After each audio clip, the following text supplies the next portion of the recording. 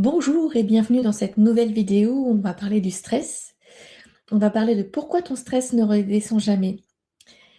Ce thème du stress va se diviser en 3 vidéos, donc cette vidéo est la première. Pourquoi ton stress ne redescend jamais, même quand tout va bien?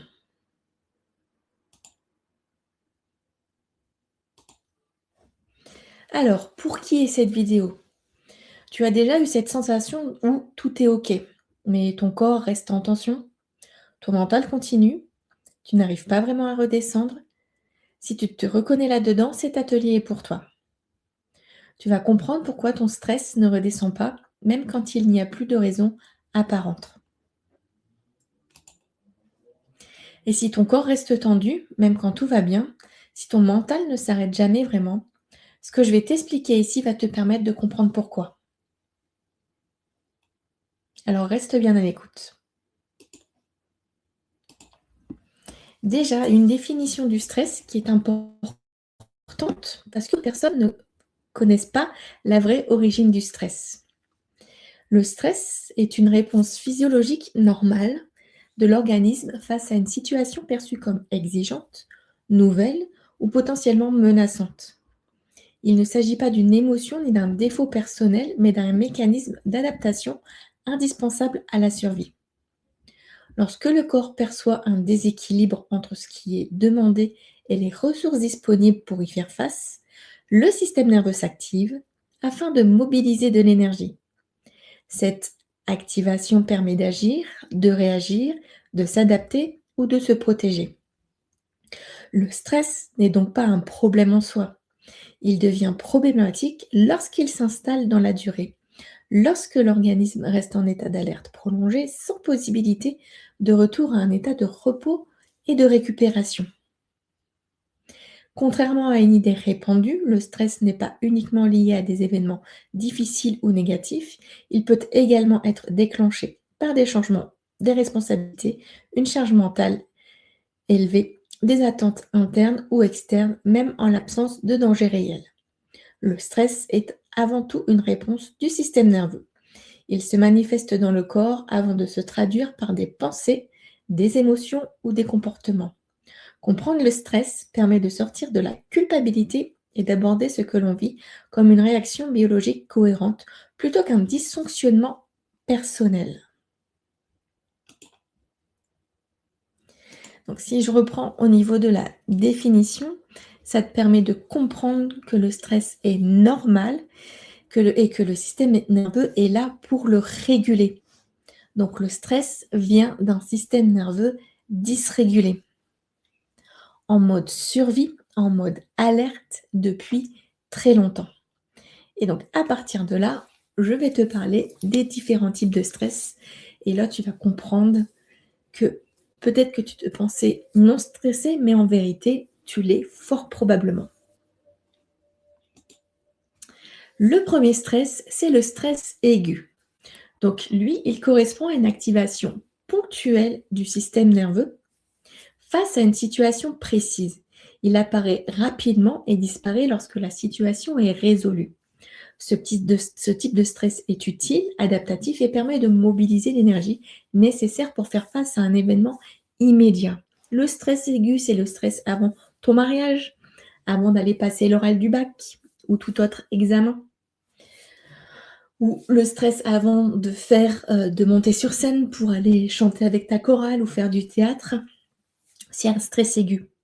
Et il apparaît, mais il disparaît rapidement lorsque la situation est passée. Passons au stress chronique.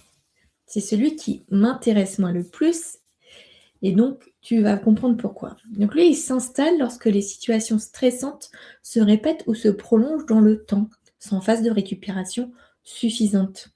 L'organisme reste alors en état d'alerte quasi permanent. Ce type de stress épuise progressivement les ressources physiques, émotionnelles et nerveuses.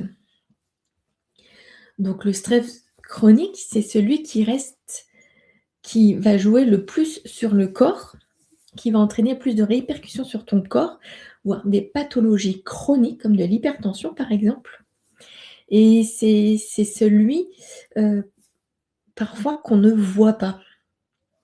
Parce qu'on s'habitue à ce stress chronique de par la vie que l'on a aujourd'hui dans notre monde le monde actuel, le métro boulot dodo mais il est bien là et la problématique, c'est que si on ne le voit pas, on ne va pas vouloir aller, le réguler, apprendre à récupérer, à permettre au système nerveux de récupérer et de ce fait, tu vas avoir des pathologies qui sont là et qui pourraient aller mieux et avoir une diminution des symptômes si tu t'occupais de ton stress et de ton système nerveux. Après, on a le stress homéostasique. Donc lui, il est lié au déséquilibre interne de l'organisme. Il peut être provoqué par un manque de sommeil, une alimentation inadaptée, une fatigue accumulée, des douleurs physiques ou des variations hormonales. Même en l'absence de stress extérieur visible, le corps reste mobilisé pour tenter de maintenir son équilibre interne. Donc l'équilibre interne, c'est ce qu'on appelle l'homéostasie, d'où le côté stress homéostasique. Un exemple, au niveau hormonal, chez les femmes, avec toutes nos variations hormonales, et encore plus à partir de la périménopause, à partir de 35 ans, ça crée du stress homéostasique. Le jeûne crée du stress homéostasique. C'est pour ça que chez les femmes, c'est pas forcément quelque chose qui est préconisé, parce que ça va augmenter le stress dans le corps. Les insomnies, ou tout simplement, si tu es couché à 2h du matin et que tu te lèves à 5h. Manque de sommeil, ça va te créer donc le stress homéostasique, etc. Le stress traumatique, donc lui, il apparaît lorsqu'un événement dépasse les capacités d'adaptation du système nerveux. Il peut être lié à un choc brutal ou à des expériences répétées vécues comme insécurisantes. Dans ce cas, le système nerveux peut rester bloqué dans des réponses de protection longtemps après la disparition du danger. Alors, par exemple, un accident de voiture, ça peut créer un stress traumatique en fonction de la violence de l'accident. Un décès brutal, ça peut créer un stress traumatique, quelque chose qui n'était pas prévu.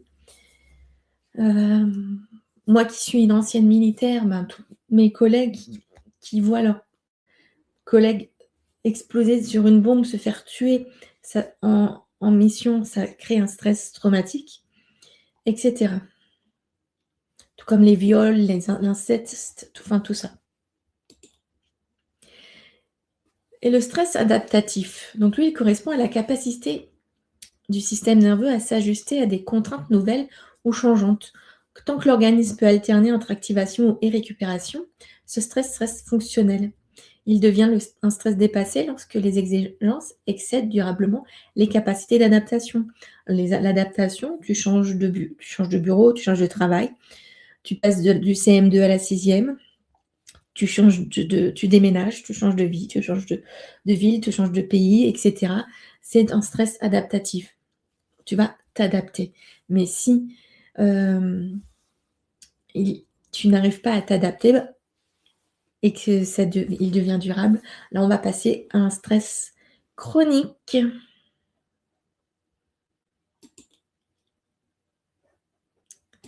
Et voilà pour la première partie des vidéos parlant du stress, de pourquoi ton stress ne redescend jamais.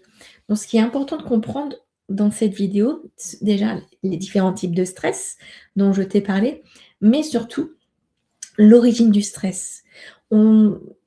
Je peux le voir, et moi-même je le pensais avant de le savoir, que le stress était lié à l'extérieur, que c'était l'extérieur la cause du stress, le travail, mon travail d'infirmière, et par exemple. Mais en vérité, le stress est lié à moi et à mon système nerveux. Donc, pour gérer le stress, diminuer ce stress, apprendre à vivre avec le stress, parce que c'est ça le plus important, c'est obligatoire de s'occuper de son système nerveux. On se retrouve dans une prochaine vidéo, la semaine prochaine. Je te souhaite une belle journée, une belle après-midi. À bientôt.